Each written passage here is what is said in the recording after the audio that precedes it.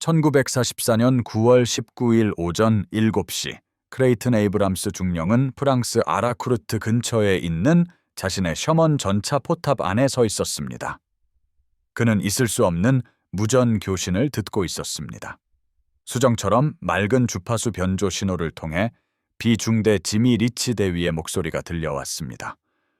20대의 독일 판터 전차가 3마일 떨어진 아침 안개를 뚫고 진격하고 있다는 보고였습니다. 에이브람스 중령은 29살의 웨스트포인트 졸업생으로 37 전차 대대장이었습니다. 그의 뒤에는 49대의 셔먼 전차가 있었습니다. 전방에는 독일 저전차군 소속의 180대 판터 전차와 4호 전차가 대기하고 있었습니다. 독일군은 더 좋은 장갑과 더 좋은 주포, 모든 면에서 우월했습니다. 그러나 독일 국방군은 존재조차 알지 못하는 한 가지가 있었습니다. 그 보이지 않는 이점은 독일 전차 전술의 판도를 뒤바꿀 참이었습니다. 에이브람스 중령은 자신의 SCR-508 무정이 송신 버튼을 눌렀습니다. 그의 명령은 대대 내 모든 전차장에게 즉시 전달되었습니다. 잡음도 뒤섞인 말도 없이 수정처럼 맑게 들렸습니다. 에이브람스 중령은 모든 에이블 부대는 나에게 집결하고 베이커 중대는 현 위치를 고수하며 보고하라고 명령했습니다. 3초 후 리치 대위의 응답이 마치 에이브람스 중령 바로 옆에 서 있는 것처럼 들려왔습니다. 리치 대위는 판터 전차들이 동쪽으로 이동하고 있으며 20대의 전차로 추정된다고 보고했습니다. 그는 독일군이 우리 존재를 모른다고 덧붙였습니다. 3마일 떨어진 독일 전차장들은 자신들의 낡은 푸그-5 무정이에서 잡음 외에는 아무것도 듣지 못했습니다. 그들의 10와트 진폭 변조 통신은 간섭으로 인해 지지직거리고 터지는 소리를 냈습니다. 멀리서 천둥 소리가 울렸습니다. 포격 소리였습니다. 독일 판터 전차 승무원들은 소음 속에서 서로 협력하기 위해 마이크에 대고 소리쳤습니다. 그 사이 37 전차대대는 하나의 유기체처럼 움직였습니다. 모든 지휘관이 같은 명령을 들었고 모든 승무원이 동시에 작전을 수행했습니다. 안개가 걷히기 시작했습니다. 안개가 걷히면 독일군은 전에 한 번도 겪어보지 못한 상황에 직면할 것입니다.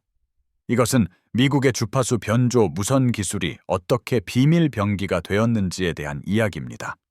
이 기술은 기술적으로 열등했던 전차들을 전장 지배자로 만들었습니다.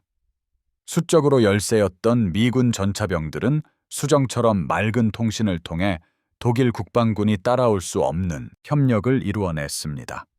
이를 통해 독일의 최전개 전차 부대를 물리쳤습니다. 하나의 보이지 않는 기술적 이점이 더 두꺼운 장갑이나 더 큰 주포보다 더 가치 있음을 증명했습니다. 독일군은 무엇이 자신들을 강타했는지 결코 알지 못했습니다. 그들이 그것을 깨달았을 때는 이미 너무 늦었습니다. 수치 계산은 잔혹했으며 모든 미군 전차병들은 이를 알고 있었습니다. 판터 전차의 75mm, 크베카 42L70 주포는 2000야드 거리에서 셔먼 전차의 전면 장갑을 관통할 수 있었습니다. 반면 셔먼 전차의 75mm EM3 주포는 판터 전차의 전면 장갑을 관통할 가능성을 얻기 위해 500야드까지 근접해야 했습니다. 판터 전차는 100mm 두께의 장갑을 포함해 44톤에 달했습니다. 셔먼 전차는 최대 76mm 장갑으로 33톤이었습니다. 1대1 정면 대결에서는 판터 전차가 항상 승리했습니다. 통계는 거짓말을 하지 않았습니다. 노르망디에서 미군 전차대대는 독일 전차를 상대로 5대1의 비율로 셔먼 전차를 잃었습니다. 판터 전차 한 대를 격파할 때마다 미군 전차 5대가 파괴된 것입니다. 미군 승무원 5명, 즉 25명이 독일 전차 한 대당 희생되었습니다. 제2기갑사단은 1944년 7월 9일 232대의 전차를 가지고 상륙했습니다. 9월까지 그들은 318대의 전차를 잃었습니다. 이는 100%가 넘는 사상자 수였습니다. 교체 병력은 계속 도착했지만 계속 죽어갔습니다. 제3군은 이 문제를 알고 있었습니다. 제12 군단도 이 문제를 알고 있었습니다. 자신들의 전차에 오르는 모든 셔먼 전차 승무원들도 이 문제를 알고 있었습니다. 독일 전차는 단순히 더 우수했습니다. 판터 전차는 1마일 밖에서도 적을 파괴할 수 있었습니다. 티거 전차는 훨씬 더 먼 거리에서 공격할 수 있었습니다. 미군 전차병들은 근접해야 했습니다. 판터 전차의 측면이나 후면을 공격할 수 있을 만큼 가까이 가야 했습니다. 실권을 수를 한다면 먼저 죽을 만큼 가까이 가야 했습니다. 표준 전술은 지형을 이용하고 은폐, 엄폐를 활용하라고 말했습니다. 적을 기다리고 그들이 다가오게 한 후 사격하라고 했습니다. 적에게 발각되기 전에 후퇴하라고 했습니다. 그것은 방어적인 사고였습니다. 수동적인 방식이었습니다. 제3군 사령관 조지 패트는 자신의 온 존재로 이를 혐오했습니다. 1944년 8월 패트는 자신의 기갑 지휘관들에게 그들이 살아남기를 원치 않는다고 말했습니다. 그는 그들이 공격하기를 바랐습니다. 공격하고 또 공격하라고 강조했습니다. 그러나 적군이 모든 기술적 이점을 가지고 있을 때 어떻게 공격할 수 있을까요? 최적의 조건에서도 무정이 사거리가 5마일에 불과한데 이 마일에 걸쳐 펼쳐진 3개 중대를 어떻게 조정할 수 있을까요? 무전 통신이 잡음, 지형 간섭, 그리고 적의 방해로 뒤섞일 때 49대의 전차를 하나의 통합된 전력으로 어떻게 기동시킬 수 있을까요? 불가능합니다. 다른 모든 이들이 가지고 있던 기술로는 불가능했습니다. 그러나 미국 육군은 혁명적인 것을 개발했습니다. 독일군은 전혀 알지 못했던 것입니다.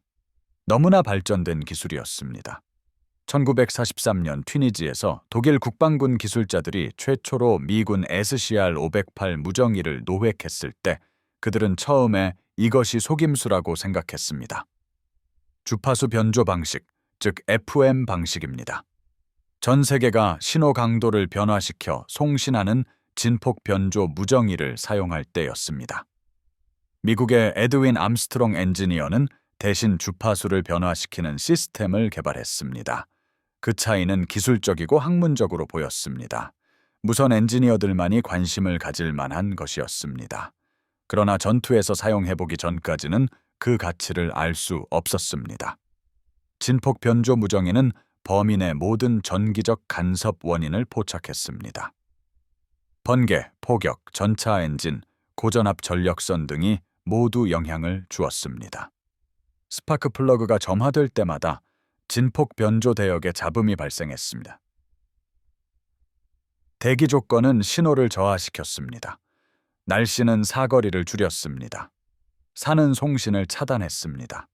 그리고 전장 소음, 즉 총포 소리, 폭발음, 항공기 소리의 끊임없는 천둥 같은 소리는 진폭 변조 통신을 지지직거리고 씩씩거리는 이해할 수 없는 소음의 악몽으로 만들었습니다.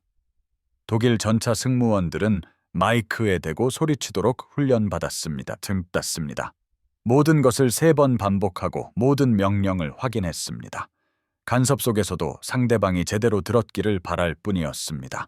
주파수 변조 방식은 이 모든 것을 제거했습니다. 주파수 변조 신호는 마치 존재하지 않는 것처럼 전기적 간섭을 통과할 수 있었습니다. 근처에 번개가 쳐도 주파수 변조 대역에는 잡음이 없었습니다. 폭격이 전자기적 혼란을 야기해도 통신은 수정처럼 맑았습니다. 날씨, 지형, 대기 조건, 이 모든 것이 진폭 변조의 품질을 저하시키던 방식과는 달리 주파수 변조 무정기의 품질에는 영향을 미치지 않았습니다. 미국 육군은 1943년에 셔먼 전차에 SCR-508 주파수 변조 무정기를 설치하기 시작했습니다. 각 무정기는 20.0에서 27.9MHz 주파수 대역에서 10W의 송신 출력으로 작동했습니다. 50kHz 간격으로 125개의 사전 설정 채널이 있었습니다. 더 중요한 것은 모든 셔먼 전차에 2개의 수신기와 1개의 송신기가 장착되었다는 점입니다.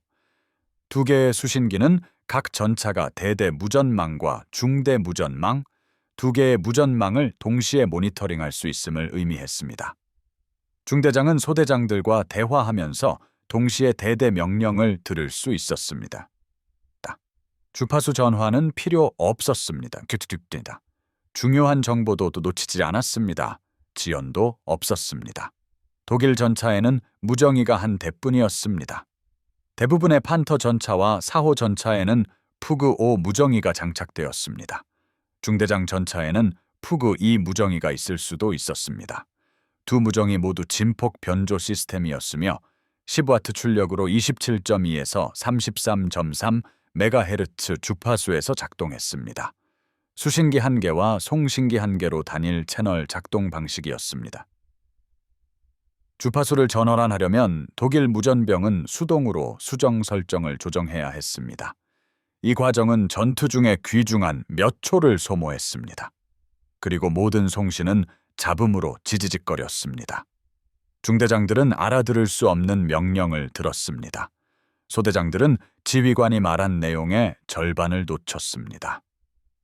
개별 전차장들은 거의 무전 침묵 속에서 작전했으며 전술적 협력을 위해 수신호와 신호탄에 의존했습니다. 독일 시스템은 공격 전에 지휘관들이 모두에게 브리핑하는 사전 계획된 작전에는 효과적이었습니다. 전차들이 고정된 방어 진지에서는 정했습니다.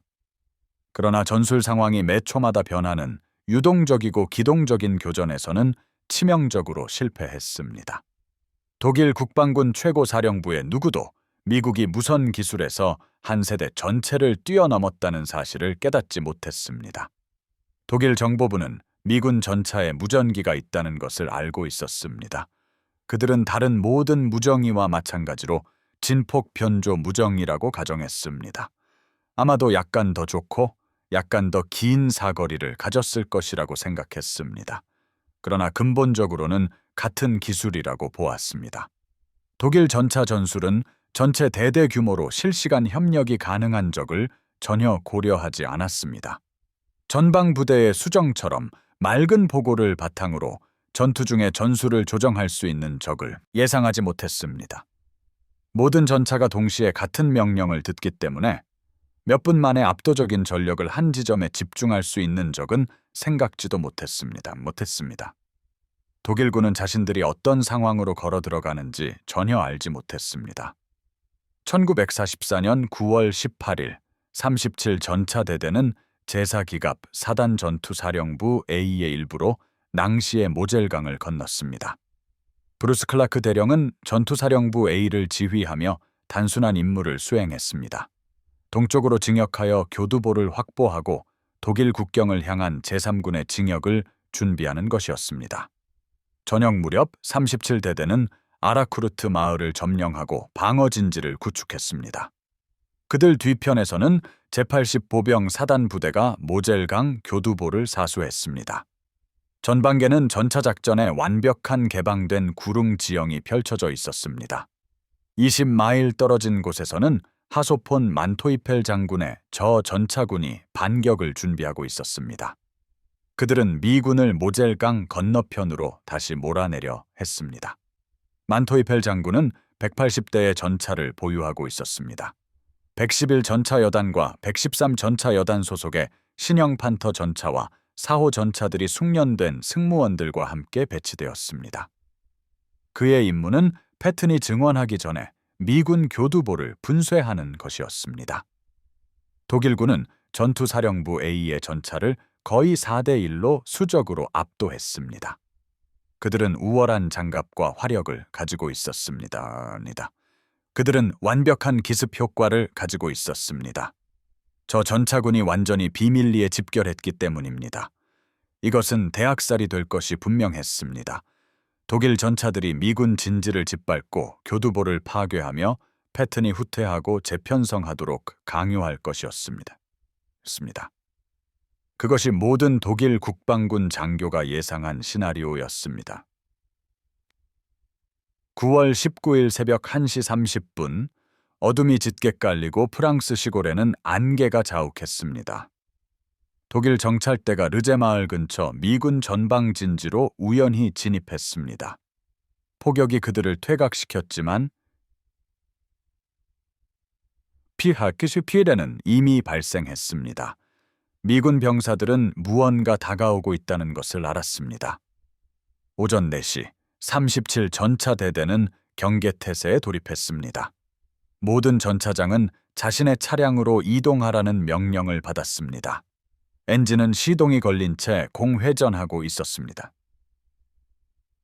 무정기는 예열되어 주파수가 맞추어졌습니다.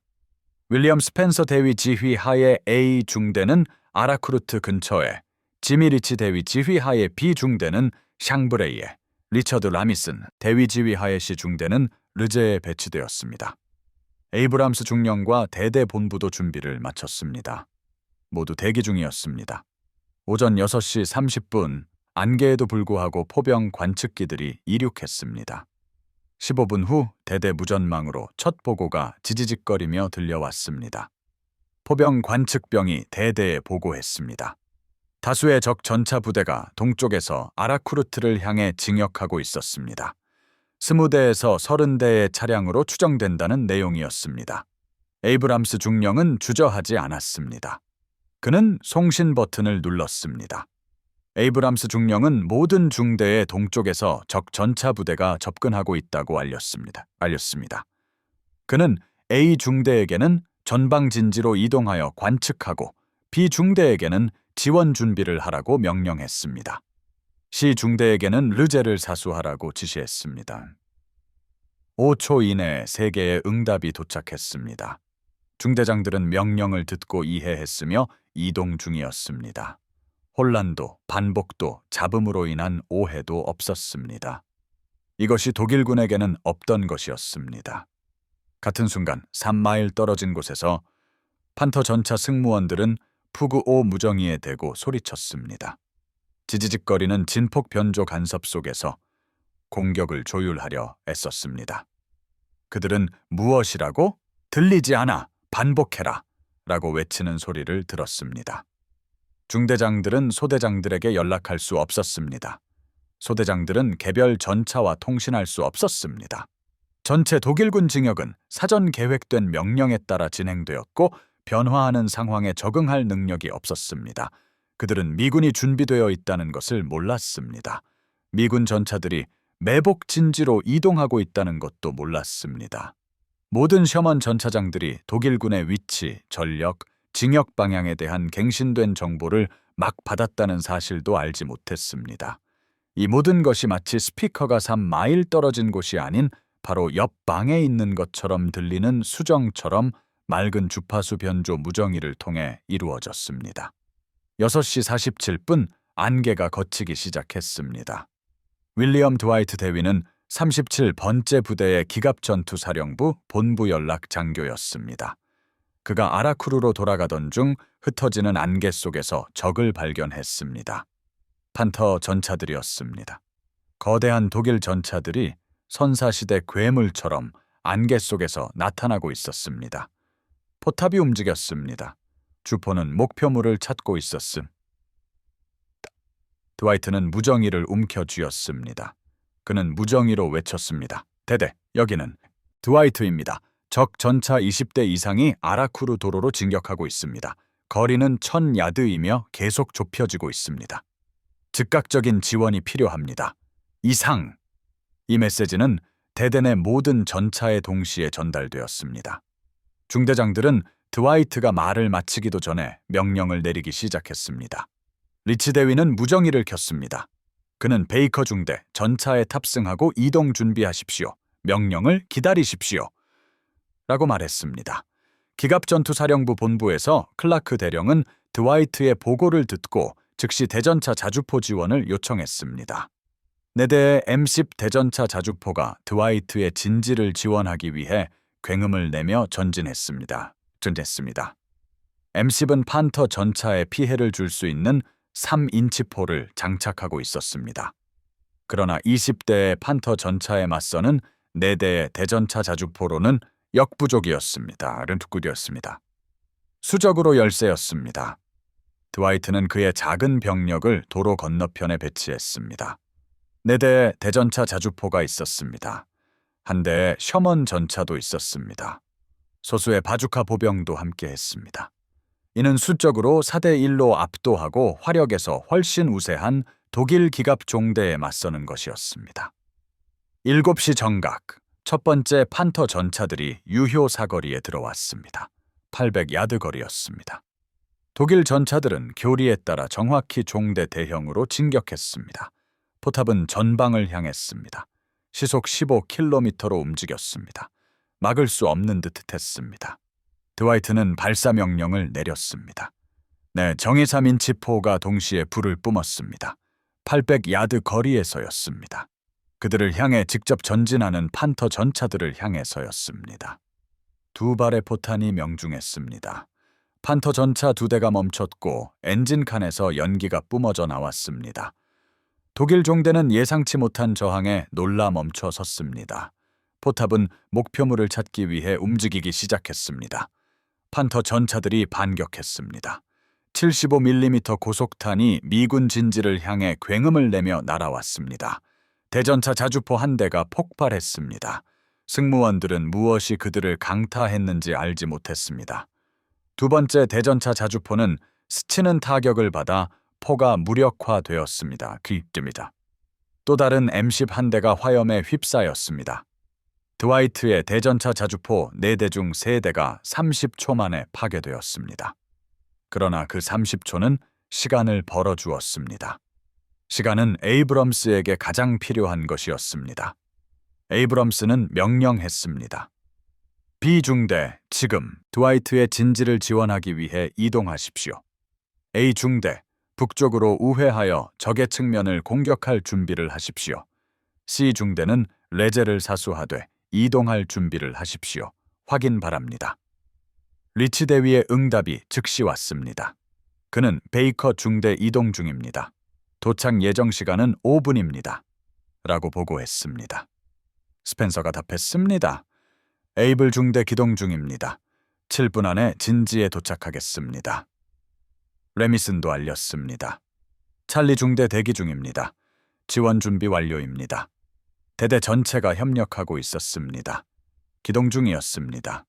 모든 지휘관은 다른 모든 지휘관이 무엇을 하는지 정확히 알고 있었습니다.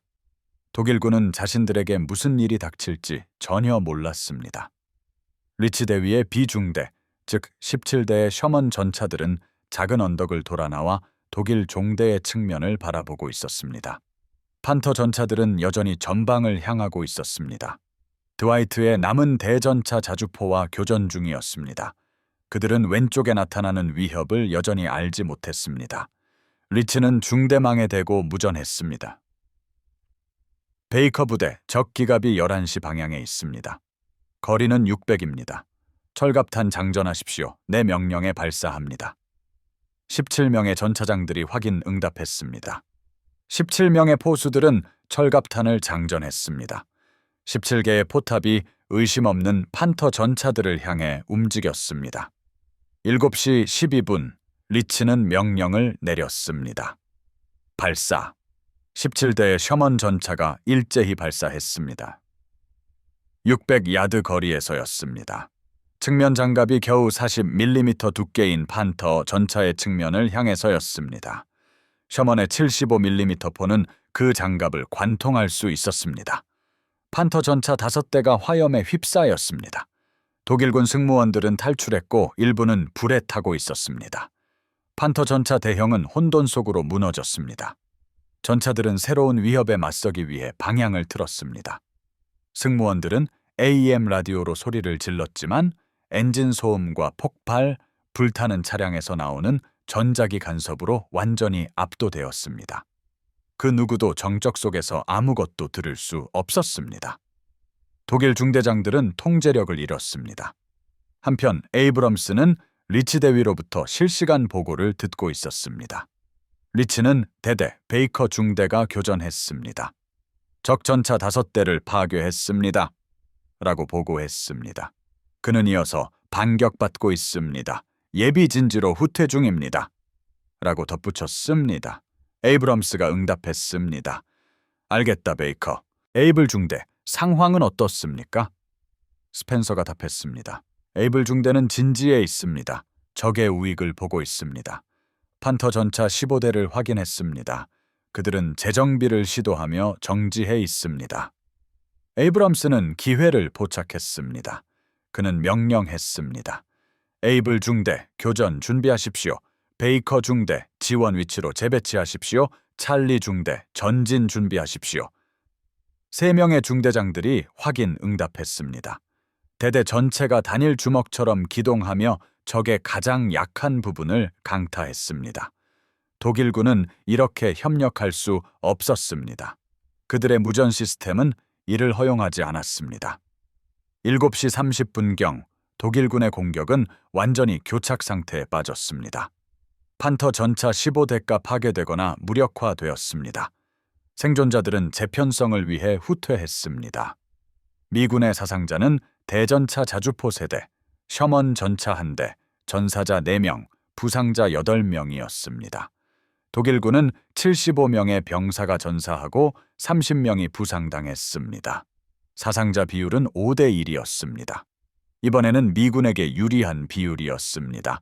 그리고 전투는 이제 막 시작될 뿐이었습니다. 에이브럼스와 37번째 부대가 어떻게 기술적 우위를 전술적 지배력으로 바꾸었는지 보고 싶다면 계속 함께 하십시오. 왜냐하면 다음 나흘 동안 일어난 일들은 미군 기갑 교리를 영원히 바꿔놓았기 때문입니다. 독일군은 왜 자신들의 우월한 전차가 열등한 미군 전책에 계속 패배했는지 결코 알아내지 못했습니다. 그들은 승무원의 자질을 탓했습니다. 리더십을 탓했습니다. 그들은 자신들이 감지할 수 없는 보이지 않는 이점을 제외한 모든 것을 탓했습니다. 미군은 협력할 수 있었습니다. 독일군은 그럴 수 없었습니다. 유동적인 전차전에서 협력은 장갑 두께를 항상 압도합니다. 9월 19일 1300시였습니다. 독일군은 재편성을 위해 후퇴했습니다. 에이브럼스는 아라쿠르 근처 대대 본부에서 중대장들을 모아 간략한 브리핑을 가졌습니다. 스펜서 대위는 전차병 헬멧을 쓴 채 도착했습니다. 그의 군복은 먼지와 탄소 얼룩으로 뒤덮여 있었습니다. 리치 대위는 자신의 지휘 셔먼 전차를 몰고 와서 하차했습니다. 그리고 전차 3대가 손상되었지만 수리 가능하다고 보고했습니다. 레미슨 대위는 아직 한 발도 쏘지 않았지만 아침 내내 레제에서 경계를 유지했습니다. 에이브럼스는 지프차의 보닛 위에 지도를 펼쳤습니다. 에이브럼스는 설명했습니다.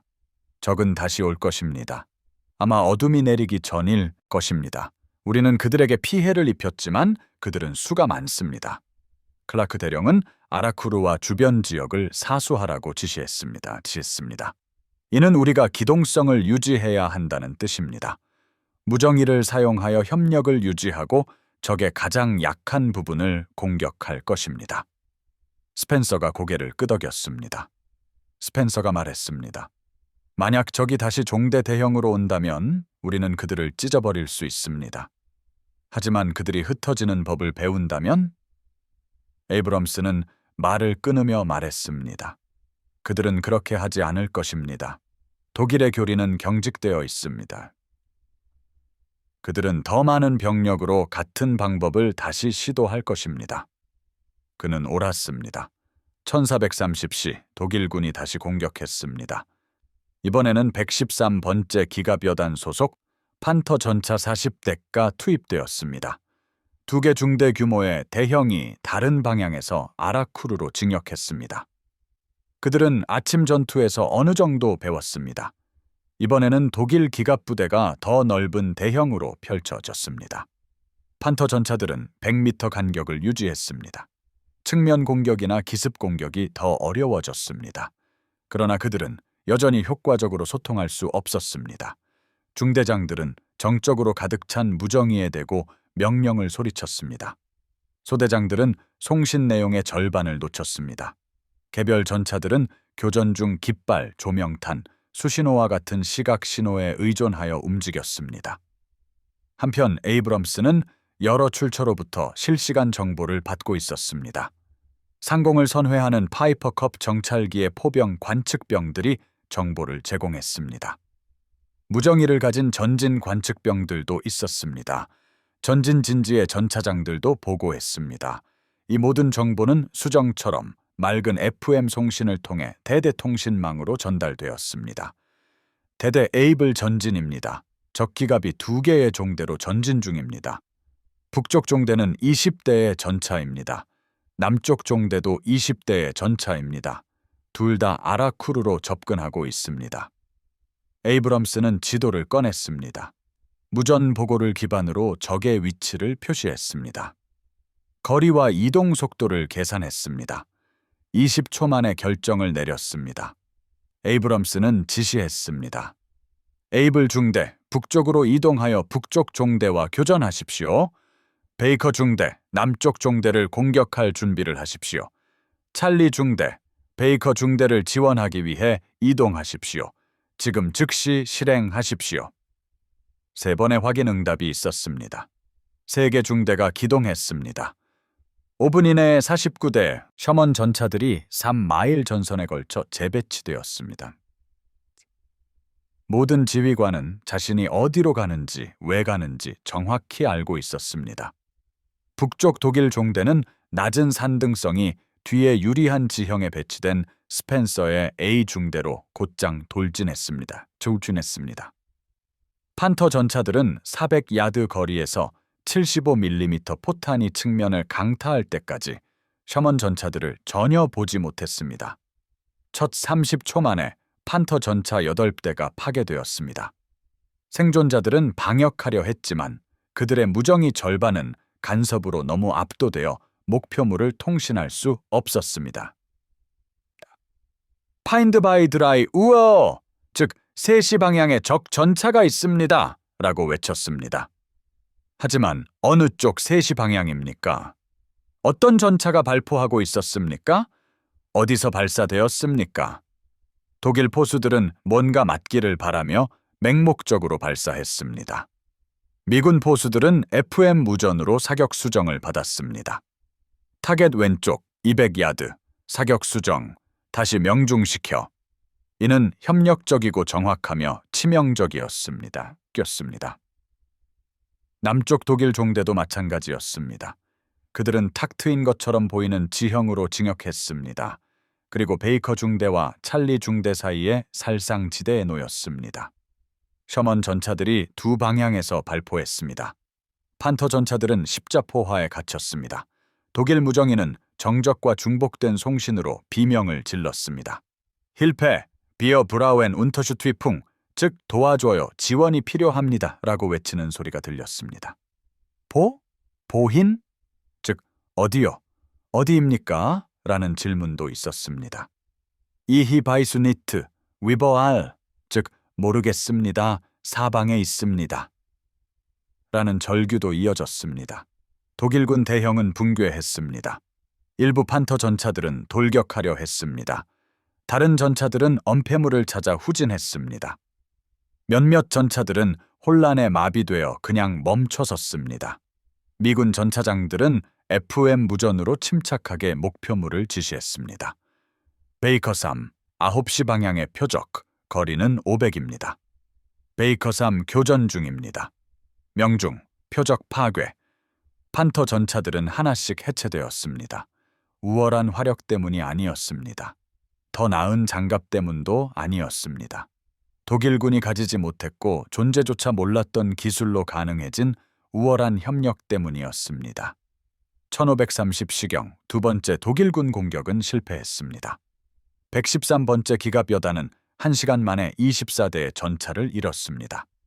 37번째 전차대대는 셔먼 전차 2대를 잃었습니다. 전세가 역전되었습니다. 이제 미군은 10대 1의 교환비를 달성하고 있었습니다. 에이브럼스는 그날 저녁 자신의 전차들 사이를 걸으며 승무원들을 확인하고 피해를 평가했습니다. 그는 다음 날을 계획했습니다. 그는 스펜서가 궤도가 벗겨진 셔먼 전차의 수리를 감독하는 것을 발견했습니다. 에이브럼스가 말했습니다. 힘든 하루였군, 대위. 스펜서는 궤도 메커니즘에서 고개를 들었습니다. 스펜서가 대답했습니다. 그렇습니다, 대령님. 하지만 그들은 다시 올 것입니다. 분명히 돌아올 것입니다. 에이브럼스는 말했습니다. 그들이 오게 하십시오. 우리가 서로 소통할 수 있고 그들은 할 수 없는 한 이 전장은 우리의 것입니다. 스펜서는 에이브럼스를 완전히 이해하지 못했습니다. 아직은 그랬습니다. 그러나 그는 근본적인 무언가가 바뀌었다는 것을 깨닫기 시작했습니다. 미군 기갑교리는 항상 협력보다 화력과 기동성을 강조했습니다. 전차는 돌격하고 적을 찾아 먼저 사격해야 한다고 여겨졌습니다. 통신이 포의 크기나 장갑 두께보다 더 중요할 수 있다는 생각은 틀린 것처럼 보였습니다. 그러나 전장에는 증거가 쌓이고 있었습니다. 파괴된 모든 판터 전차가 증거였습니다. 혼란 속에서 무너진 모든 독일군 공격도 증거였습니다. 모든 전차장이 명령을 명확하게 듣고 동시에 실행했기 때문에 계획대로 진행된 모든 미군 반격도 마찬가지였습니다. 9월 20일 새벽입니다. 짙고 차가운 안개가 다시 드리웠습니다. 에이브럼스 대령은 지휘 전차 안에 서서 물통잔에 담긴 커피를 마셨습니다. 그리고 무전 보고를 들었습니다. 중대장들이 상황을 보고했습니다. 전방 관측병들은 적의 움직임을 알렸습니다. 모든 것이 침착하고 전문적이었습니다. 통신은 명확했습니다. 잡음이나 왜곡된 단어는 없었습니다. 정보는 대대 전체에 완벽하게 흘러 들어갔습니다. 오전 6시 그가 예상했던 보고가 들어왔습니다. 찰리 중대 전방에서 대대의 적 전차가 르제이로 진격 중이라고 보고했습니다. 대략 30대의 판터 전차와 마크4 전차가 2000야드 거리에서 접근하고 있었습니다. 교전 허가를 요청했습니다. 에이브럼스 대령은 찰리 중대의 위치를 고수하고 관찰할 것을 명령했습니다. 그는 자신의 지시가 있을 때까지 교전하지 말라고 덧붙였습니다. 에이블 중대와 베이커 중대에게는 명령에 따라 움직일 준비를 하라고 지시했습니다. 그는 함정을 설치하고 있었습니다. 르제이에 있는 라미슨 대위의 C 중대가 독일군을 제자리에 고정시킬 것이었습니다. 스펜서 대위의 A 중대는 북쪽에서 공격할 것이었습니다. 리치 대위의 B 중대는 우회하여 독일군의 퇴각을 차단할 것이었습니다. 이것은 고전적인 포위 전술이었습니다. 모두가 동시에 각자의 역할을 수행해야만 성공할 수 있었습니다. 완벽한 협력이 이루어져야만 성공할 수 있는 작전이었습니다. 111기갑 여단 예하의 독일 전차부대는 교범적인 대형으로 르제이를 향해 진격했습니다. 판터 전차들이 선두에 섰습니다. 마크4 전차들이 뒤를 따랐습니다. 기갑 척탄병을 태운 하프트랙들이 그 뒤를 이었습니다. 이들은 가벼운 저항을 예상했습니다. 아마도 약간의 미군 보병이나 소수의 대전차 차량을 예상했습니다. 완벽한 타이밍의 매복 공격을 위해 주파수 변조 무전기로 조율된 3개 중대 전체의 셔먼 전차는 예상하지 못했습니다. 오전 6시 30분 라미슨 대위의 C 중대가 르제이에서 사격을 시작했습니다. 15대의 셔먼 전차가 준비된 진지에서 교전했습니다. 독일군은 사상자를 냈지만 맹렬하게 반격했습니다. 판터 전차들은 르제이의 측면을 공격하기 위해 기동하기 시작했습니다. 마크4 전차들은 엄호 사격을 제공했습니다. 이것은 그들이 훈련받은 방식이었습니다. 이것은 그들이 잘하는 전술이었습니다. 그때 스펜서 대위의 A 중대가 안개 속에서 유령처럼 그들의 우측 측면에 나타났습니다. 17대의 셔먼 전차가 500야드 거리에서 독일군 대형의 사격을 퍼부었습니다. 판터 전차들은 이 새로운 위협에 맞서기 위해 방향을 틀려고 했습니다. 그 순간 리치 대위의 B 중대가 그들 뒤편으로 나타났습니다. 포위 작전이 완료되었습니다. 독일군은 사격을 조율하고 전술을 실시간으로 조정하며 잡음 가득한 무정의로 소리치지 않고 통신할 수 있는 49대의 미군 전차에 둘러싸였습니다. 전투는 40분 동안 지속되었습니다. 이것은 학살이었습니다. 판터 전차들은 동시에 세 방향에서 싸우려 했습니다. 독일 무전 통제는 완전히 붕괴되었습니다. 중대장들은 아무도 들을 수 없는 명령을 고함쳤습니다. 소대장들은 지휘관의 의도와 모순되는 독자적인 결정을 내렸습니다. 개별 전차들은 지원 없이 홀로 고립된 채 싸웠습니다. 30대의 독일 전차가 그 살상 구역으로 진입했습니다. 7대만이 탈출했습니다. 23대가 파괴되거나 버려졌습니다. 37 전차대대는 5대의 셔먼 전차를 잃었습니다. 이 전차들은 모두 수리 가능했습니다. 3명의 미군 전차병이 전사했습니다. 11명이 부상당했습니다.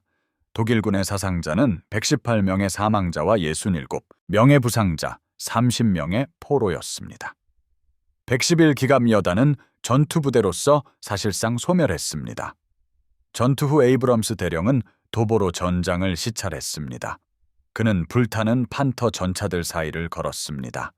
그들의 두꺼운 장갑은 측면과 후면에 피격당해 관통되어 있었습니다. 그는 무정이가 아직 켜져 있고 망가진 스피커를 통해 잡음을 내는 판터 전차 한 대를 발견했습니다. 그는 그 의미 없는 소리를 들으며 서 있었습니다. 그리고 미군이 무엇을 가졌는지, 독일군이 무엇을 가지지 못했는지 본능적으로 이해했습니다. 독일 국방군은 더 좋은 전차를 만들었습니다. 더 좋은 포를 가졌습니다. 더 좋은 장갑을 가지고 있었습니다. 그러나 그들은 모든 무기 체계 중 가장 중요한 것을 무시했습니다. 그것은 바로 통신이었습니다. 9월 21일 독일군은 다시 공격을 시도했습니다. 또다시 시도했습니다. 그리고 또다시 시도했습니다. 매번 더 적은 수의 전차로 공격했습니다. 매번 더 적은 협력으로 공격했습니다. 매번 혼란 속에서 무너졌습니다. 반면 미군 전차들은 완벽한 정밀도로 기동했습니다. 9월 22일까지 독일 저기갑군은 거의 모든 기갑 예비력을 아라쿠르 전선에 투입했습니다. 180대의 전차가 나흘 동안 공격했습니다. 86대가 완전히 파괴되었습니다. 114대가 심각하게 손상되어 버려지거나 대규모 수리를 위해 견인되어야 했습니다. 제사기갑 사단은 25대의 셔먼 전차를 잃었습니다. 14대가 완전히 파괴되었습니다. 11대가 손상되어 수리되었습니다.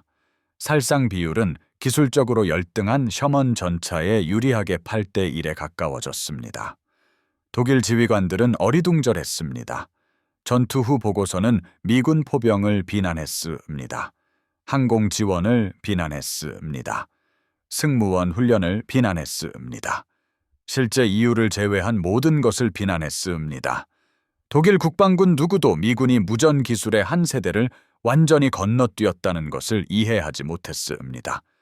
주파수 변조 무전기가 미군 기갑 부대의 전차가 3배 더 많은 것과 같은 전술적 이점을 주었다는 것을 아무도 깨닫지 못했습니다.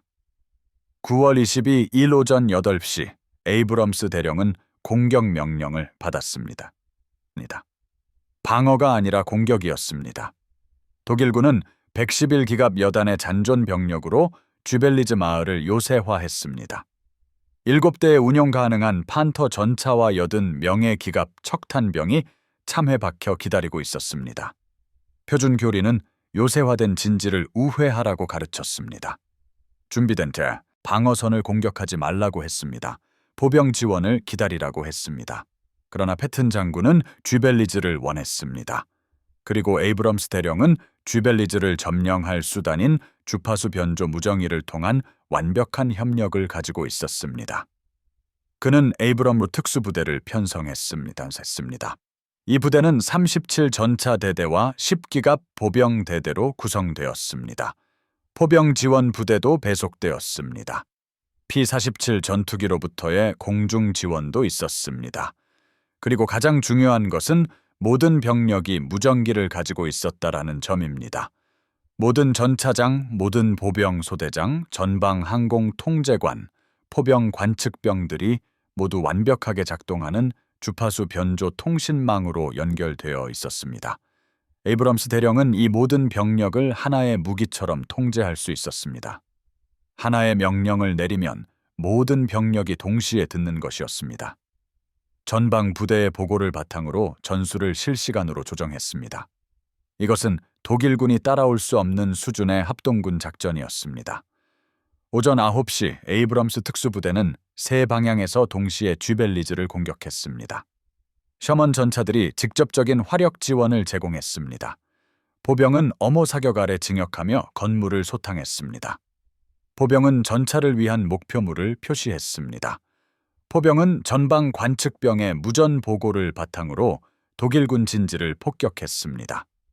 P-47 전투기들은 독일 대전차포를 제압하기 위해 강화했습니다. 모든 것이 무정의를 통해 조율되었습니다. 모든 부대가 다른 모든 부대가 무엇을 하고 있는지 알고 있었습니다.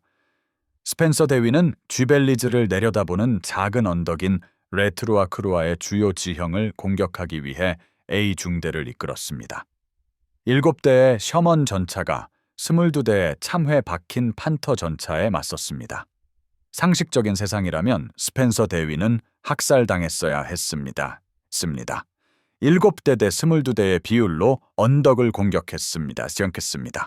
준비된 진지를 상대로 말입니다. 그러나 스펜서 대위에게는 독일군이 가지지 못한 것이 있었습니다. 그에게는 무정의가 있었습니다. 그는 연기와 먼지로 독일군 방어 병력을 눈멀게 하는 포병 사격을 요청했습니다.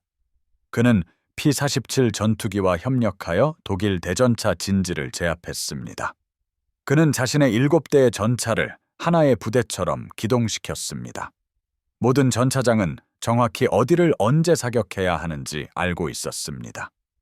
오전 9시 30분 스펜서 대위의 중대는 17대의 판터 전차를 파괴하고 남은 5대를 쫓아냈습니다. A 중대는 한 대의 전차를 잃었습니다. 한 명의 승무원이 전사했습니다. 스펜서 대위 자신도 불타는 셔먼 전차를 버리고 8명의 생존 승무원을 이끌고 도보로 미군 진지로 돌아가야 했습니다. 그러나 그는 주요 지형을 점령했습니다. 한편 에이브럼스 대령은 쥐벨리즈로 직접 주 공격을 이끌었습니다. 전차와 보병의 협력이 최고조에 달했습니다. 셔먼 전차들이 엄호 사격을 제공하는 동안 보병이 건물을 소탕했습니다. 보병은 전차를 위한 목표물을 표시했습니다. 포병은 움직이는 모든 것을 폭격했습니다. 이 모든 것이 주파수 변조 무정의를 통해 조율되었습니다. 이는 계획을 순식간에 조정할 수 있게 해주었습니다. 오전 10시 30분까지 쥐벨리즈는 미군의 수중에 들어왔습니다. 111기갑 여단은 소멸했습니다. 전차 7대와 병사 80명, 그것이 나흘 전 88대의 전차와 2,400명의 병사로 전투를 시작했던 부대의 잔존 병력 전부였습니다. 쥐벨리즈에서의 독일군 사상자는 250명의 사망자와 185명의 포로였습니다. 오직 80명만이 탈출했습니다. 미군 사상자는 14명의 사망자와 41명의 부상자였습니다. 노르망디 때와는 수학이 완전히 뒤바뀌었습니다. 이제 독일군은 5대 1 비율로 손실을 입고 있었습니다. 그리고 그들은 여전히 이유를 이해하지 못했습니다. 다음에 일어난 일은 미군 기갑교리를 영원히 바꿔놓았습니다. 아라쿠르 전투에서 얻은 교훈은 즉시 최고 사령부에 전달되었습니다. 패튼 장군, 브래들리 장군, 아이젠하워 장군에게 말입니다. 그리고 모든 기갑학교, 모든 훈련 프로그램, 모든 전술 교범에 전달되었습니다. 아라쿠르 전투는 기동 방어의 교과서적인 예시가 되었습니다. 기동전의 예시였습니다. 합동군 협력의 예시였습니다. 그러나 모든 것을 바꾼 진정한 교훈은 전술이나 전략에 관한 것이 아니었습니다. 그것은 통신에 관한 것이었습니다. 독일군은 수년 동안 더 좋은 전차를 개발하는 데 시간을 보냈습니다. 더 좋은 포를 개발했습니다. 더 좋은 장갑을 만들었습니다. 미군은 수년 동안 더 좋은 무정의를 개발하는 데 시간을 보냈습니다. 그리고 전장에서 통신은 강철보다 더 중요했습니다. 9월 23일부터 9월 29일까지 독일군은 계속 공격했습니다. 이제는 더 작은 규모의 공격이었습니다. 병력을 동원한 정찰 작전이었습니다. 정찰 공격이었습니다. 미군 방어선을 시험했습니다. 약점을 찾았습니다. 모든 공격은 실패했습니다. 독일군이 다수 부대 작전을 조율하려 할 때마다 그들의 진폭 변조 무정이는 실패했습니다. 잡음이 심했습니다. 간섭이 있었습니다. 왜곡된 송신음이 들렸습니다. 한편 미군 지휘관들은 진폭 변조 무정이 기술로는 불가능했을 기동전을 수행하고 있었습니다. 수마일 전선에 걸쳐 중대를 몇 분 만에 이동시켰습니다. 포병, 항공 지원, 기갑 부대를 동시에 조율했습니다. 전방 관측병의 실시간 정보를 바탕으로 계획을 조정했습니다. 37 전차대대는 독일군이 따라올 수 없는 속도로 싸우고 있었습니다. 미군 전차병이 더 나은 병사였기 때문이 아니었습니다. 셔먼 전차가 더 나은 전차였기 때문도 아니었습니다. 주파수 변조 무정이가 독일 국방군이 상상조차 할 수 없었던 수준의 조율을 가능하게 했기 때문입니다. 9월 29일까지 독일군의 공세는 완전히 붕괴되었습니다. 저 기갑군은 미군을 모젤강 건너편으로 밀어내려 시도하면서 200대의 전차를 잃었습니다. 그들은 실패했습니다. 낭시 교두보는 유지되었습니다. 제3군은 독일로 진격할 준비를 하고 있었습니다. 그리고 아라쿠르 전투는 제2차 세계대전에서 가장 일방적인 전차전 중 하나로 역사에 기록되었습니다. 최종 집계 결과는 이렇습니다. 독일군 손실은 200대 이상의 전차 파괴 또는 손상, 3,000명 이상의 사상자, 400명 이상의 포로였습니다. 미군 손실은 31대의 전차 파괴, 112명의 사망자, 234명의 부상자였습니다.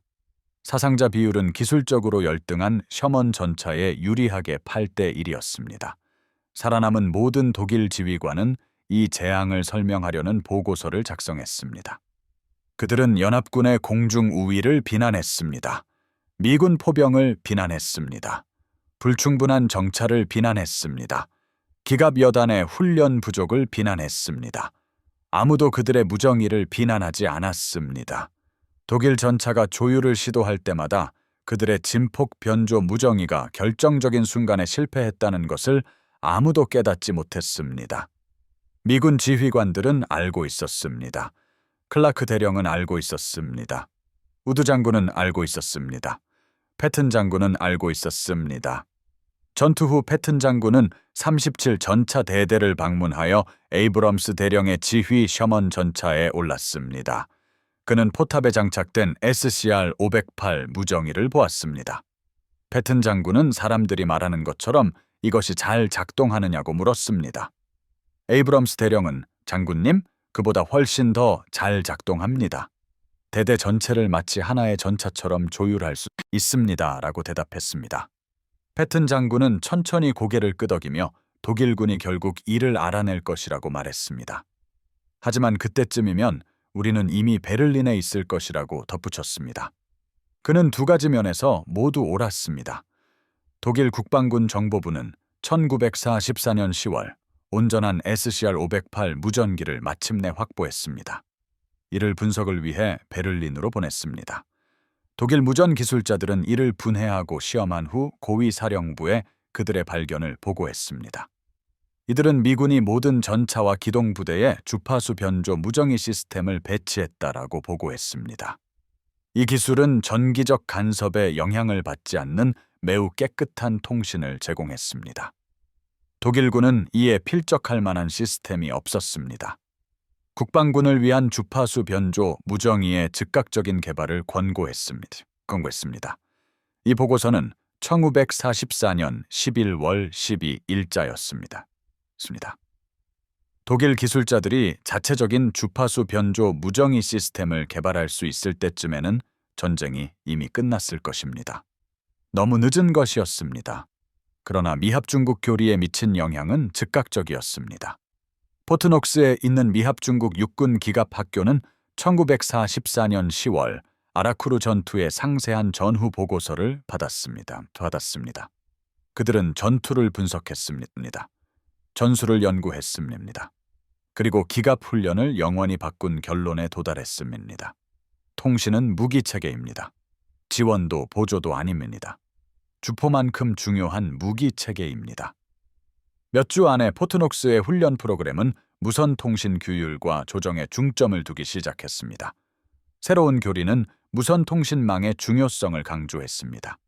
중대 통신망, 대대 통신망, 연대 통신망, 사격 조정, 부대 기동, 실시간 계획 조정.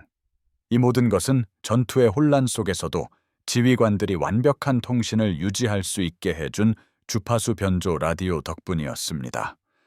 1944년 12월까지 유럽의 모든 미합 중국 기갑 부대는 아라쿠르 전술을 채택했습니다.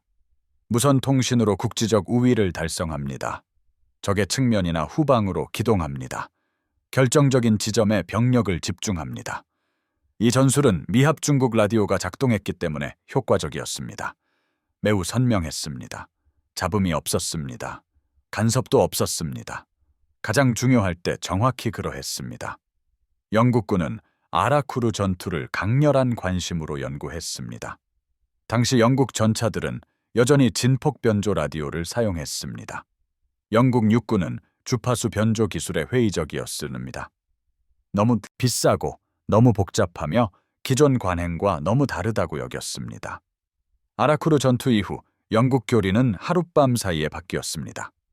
1945년 1월까지 영국은 미합 중국 주파수 변조 라디오 세트를 수입하여 전차에 설치했습니다.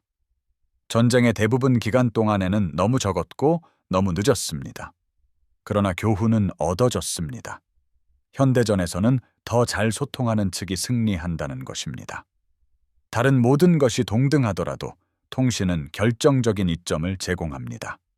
독일군은 이 교훈을 힘든 방식으로 배웠습니다. 전후 신문에서 살아남은 판처 지휘관들은 어떤 미합 중국 이점이 그들을 가장 놀라게 했는지 질문받았습니다. 셔먼 전차의 신뢰성도 아니었습니다. 미합 중국 포병도 아니었습니다. 심지어 제공권 우위도 아니었습니다. 대답은 반복되었습니다. 그들은 조율할 수 있었습니다. 우리는 할 수 없었습니다. 마치 동시에 모든 곳에 있는 단일한 상대와 싸우는 것 같았다라고 말입니다. 1944년 9월 19일 전투에서 살아남은 한 독일 중대장이 있었습니다. 그가 그것을 정확히 묘사했습니다. 우리가 공격하면 미합 중국군은 기다리고 있었습니다. 우리가 측면을 노리려 하면 그들은 이미 재배치되어 있었습니다. 다른 부대와 조율하려 할 때 우리의 라디오는 결정적인 순간에 고장났습니다. 마치 그들이 우리의 마음을 읽는 것 같았습니다. 우리는 전쟁 후에야 그것을 이해했습니다. 그들은 더 좋은 라디오를 가지고 있었습니다. 그것이 비밀이었습니다. 그들의 라디오가 더 좋았다는 것입니다. 그는 전적으로 옳았습니다. 그 비밀은 보이지 않았습니다. 독일군은 주파수 변조 라디오 장비를 전혀 보지 못했습니다. 왜냐하면 그것은 겉모습이 진폭 변조 라디오와 똑같았기 때문입니다. 똑같은 상자, 똑같은 안테나, 똑같은 조종 장치. 그러나 내부에 있던 기술은 혁명적이었습니다. 그리고 그 혁명은 전쟁의 양상을 영원히 바꾸었습니다. 제2차 세계대전 이후 전 세계의 모든 군대가 주파수 변조 라디오를 채택했습니다. 수십 년 동안 군사통신을 지배했던 진폭 변조 시스템은 거의 하룻밤 사이에 사라졌습니다. 아라쿠르 전투는 주파수 변조 라디오가 결정적인 전술적 이점을 제공한다는 것을 의심할 여지 없이 증명했기 때문입니다. 사소한 개선이 아니었습니다. 있으면 좋은 업그레이드도 아니었습니다. 결정적이며 전쟁을 승리로 이끄는 이점이었습니다. 크레이튼 에이브람스는 전쟁에서 살아남았습니다. 그는 유럽 전역의 남은 기간 동안 37 전차대대를 이끌었습니다. 1944년 12월 그의 대대는 벌지 전투 중 바스통에서 100일 공수사단을 구출하기 위해 독일군 방어선을 돌파했습니다. 1945년 3월 그는 라인강을 건너 독일 깊숙이 진격했습니다. 1945년 5월 독일이 항복했을 때 에이브람스는 2개의 특출 공로 훈장, 은성 훈장, 공로 훈장, 그리고 동성 훈장을 받았습니다. 30세의 나이였습니다. 그는 미합 중국 역사상 가장 많은 훈장을 받은 전차 지휘관 중 한 명이었습니다. 그는 전쟁 후에도 육군에 남았습니다. 한국에서 기갑 부대를 지휘했습니다. 다양한 참모직에서 근무했습니다. 1968년 그는 사성장군으로 진급했습니다. 이후 미합 중국군 부사령관으로 베트남에 파견되었습니다. 1972년 그는 육군 참모총장이 되었습니다. 미합 중국 육군에서 가장 높은 계급의 군인이었습니다. 그는 1974년 9월 4일 사망할 때까지 그 직책을 수행했습니다. 사인은 폐암이었습니다. 59세였습니다. 그는 알링턴 국립묘지 21구역에 최고의 군 예우를 갖추어 안장되었습니다. 1980년 미합 중국 육군은 새로운 주력 전차를 실전 배치하기 시작했습니다.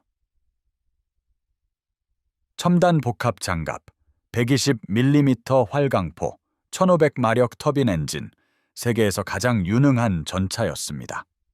그들은 이 전차를 M1 에이브람스라고 명명했습니다. 이 이름은 아라쿠르 전투에서 조율이 장갑 두께보다 중요하다는 것을 증명한 인물의 이름에서 유래했습니다. 통신이 무기체계라는 것입니다. 명확하게 소통할 수 있는 측이 승리한다는 것입니다. 오늘날 M1 에이브람스 전차는 기갑 차량에 설치된 통신 시스템 중 가장 정교한 것을 탑재하고 있습니다. 디지털 무선 통신망, 위성 연결, 실시간 데이터 공유, 그리고 전장에서 모든 아군 부대의 위치를 보여주는 블루포스 트래커가 있습니다. M1 에이브람스 전차는 주파수 변조 라디오 기술을 극한까지 끌어올린 결과물입니다. 이 모든 혁신은 1944년 9월에서 시작되었습니다. 당시 선명한 주파수 변조 통신 덕분에 49대의 셔먼 전차가 180대의 판터 전차를 격파했습니다. 독일군은 이러한 조율을 감히 따라올 수 없었습니다. 윌리엄 스펜서 대위는 전쟁에서 살아남았습니다. 그는 중령으로 전역했습니다. 스펜서 대위는 1944년 9월 22일 레트루아 크루아에서의 공로로 특출 공로 훈장을 받았습니다. 그 전투에서 7대의 전차는 22대의 판터 전차를 물리쳤습니다. 그는 1987년 68세의 나이로 사망했습니다. 지미 리치 대위는 전쟁에서 살아남아 육군을 평생의 직업으로 삼았습니다. 그는 베트남에서 11기갑 기병연대를 지휘했고 준장으로 전역했습니다. 2009년 프랑스 정부는 그에게 레지옹 도네르 훈장을 수여했습니다. 그는 2009년 12월 17일 87세의 나이로 사우스캐롤라이나주 보퍼트에서 사망했습니다. 이후 보퍼트 국립묘지에 안장되었습니다. 리처드 라미슨 대위는 전쟁에서 살아남아 민간인 생활로 돌아갔습니다. 그는 1992년에 사망했습니다. 37 전차대대는 제2차 세계대전 후 비활성화되었습니다. 이후 37 기갑 연대로 재활성화되었습니다. 이 연대는 오늘날까지 존재합니다. 미합 중국 육군 기갑 부대의 일부로 복무하고 있습니다. 아라쿠르 전투 중 만들어진 비공식 모토는 여전히 남아 있습니다. 그 모토는 용기가 정복한다는 것입니다. 켄터키주 포트 녹스웨이에 있는 기갑 학교에서는 아라쿠르 전투를 가르칩니다. 이 전투는 기동 방어와 통신의 중요성에 대한 사례 연구입니다. 교관들은 에이브람스의 전후 보고서를 사용합니다. 이 보고서는 기술적 이점을 설명합니다. 더 좋은 라디오와 같은 보이지 않는 이점도 여기에 포함됩니다. 이러한 이점은 수적, 질적 열세를 극복할 수 있습니다. 기갑장교 기본 과정의 학생들은 전투를 상세히 연구합니다. 그들은 주파수 변조 라디오가 어떻게 실시간 조율을 가능하게 했는지 분석합니다. 그 조율은 수적 열세인 병력이 결정적인 지점에서 국지적 우위를 달성하도록 했습니다. 통신은 포 구경보다 중요했습니다. 또한 장갑 두께나 다른 어떤 기술적 사양보다도 중요했습니다. 프랑스 아라쿠르 전장에는 기념비가 서 있습니다. 이곳은 37 전차 대대가 싸웠던 곳입니다. 그곳에는 전투를 기념하는 명판이 새겨진 단순한 돌 기념물이 있습니다. 매년 9월 소수의 참전 용사들이 그곳에 모여 기억을 되새깁니다. 그들의 수는 해마다 줄어들고 있습니다. 마지막 미합 중국 생존자는 2015년에 사망했습니다. 이제 아라쿠르 전투를 직접 이야기해 줄 사람은 아무도 없습니다. 그래서 이런 이야기가 중요합니다. 전후 보고서에 따르면 에이브람스의 대대는 86대의 독일 전차를 파괴했습니다. 또한 114대의 전차를 더 무력화했습니다. 보고서는 두려움에 대해 말해주지 않습니다. 피로도 언급하지 않습니다. 하나의 실수가 죽음을 의미한다는 끊임없는 인식도 마찬가지입니다. 모든 결정이 병사들의 삶에 영향을 미칠 때의 지휘의 무게도 말입니다. 보고서는 주파수 변조 라디오를 단순한 장비 품목으로만 언급합니다. 그것이 얼마나 혁명적이었는지 설명하지 않습니다. 그것이 전쟁의 양상을 어떻게 변화시켰는지도 말입니다. 적은 보이지 않는 이점의 존재를 몰랐습니다. 이 이점이 기술적으로 열등한 전차를 전장 지배자로 만들었습니다. 아라쿠르 전투의 공식 역사는 여러 권의 책으로 가득합니다. 여기에는 전투 보고서, 전후 검토 보고서, 정보평가 보고서가 포함됩니다. 이 모든 것은 정확하며 중요합니다. 그러나 문서는 그 무선 통신망 안에 있었던 느낌을 담아낼 수 없습니다. 혼란 속에서 지휘관의 목소리를 선명하게 듣는 느낌을 알 수 없습니다. 다른 모든 전차가 무엇을 하는지 정확히 아는 느낌도 담을 수 없습니다. 흩어진 개별 부대가 아닌 단일 유기체처럼 조율하는 느낌은 문서에 없습니다. 그것이 바로 차이를 만들었습니다. 그것이 독일군이 결코 이해하지 못했던 점입니다. 더 좋은 전차가 전투에서 승리하는 것이 아닙니다. 더 잘 조율된 전차가 승리합니다. 베르마우트 육군은 전쟁 동안 티거 전차와 판터 전차, 킹티거 전차를 만드는 데 시간을 보냈습니다. 이 전차들은 더 큰 포, 더 두꺼운 장갑, 더 무거운 중량을 가졌습니다. 미합 중국군은 전쟁 동안 통신 시스템을 구축했습니다. 이는 그들의 작고 약한 전차들이 통일된 병력으로 싸우도록 했습니다. 그리고 이 두 가지 철학이 아라쿠르에서 만났을 때 조율이 강철을 이겼습니다. 단 한 번도 예외 없이요. 이 이야기가 저희에게 그랬던 것처럼 여러분의 마음을 움직였다면 지금 바로 부탁이 있습니다. 좋아요 버튼을 눌러주십시오. 모든 좋아요는 유튜브에 이 이야기를 더 많은 사람들에게 보여달라고 알려줍니다. 구독 버튼을 누르고 알림을 켜주십시오. 우리는 매일 먼지 쌓인 기록 보관소에서 잊혀진 이야기들을 찾아내고 있습니다. 이 이야기들은 전차병, 조종사, 잠수함 승무원, 보병에 관한 것입니다. 그들은 전쟁의 양상을 바꾸고 생명을 구했습니다. 또한 결코 포기하지 않았습니다. 실제 인물들, 실제 영웅심, 실제 혁신. 지금 바로 댓글을 남겨주십시오. 어디에서 시청하고 계신지 알려주십시오. 미합 중국, 영국, 캐나다, 호주, 독일, 프랑스 등 어디에서 시청하고 계십니까? 저희 커뮤니티는 전 세계에 걸쳐 있습니다. 여러분은 단순한 시청자가 아닙니다. 여러분은 이 기억들을 살아있게 하는 일부입니다. 여러분의 위치를 알려주십시오.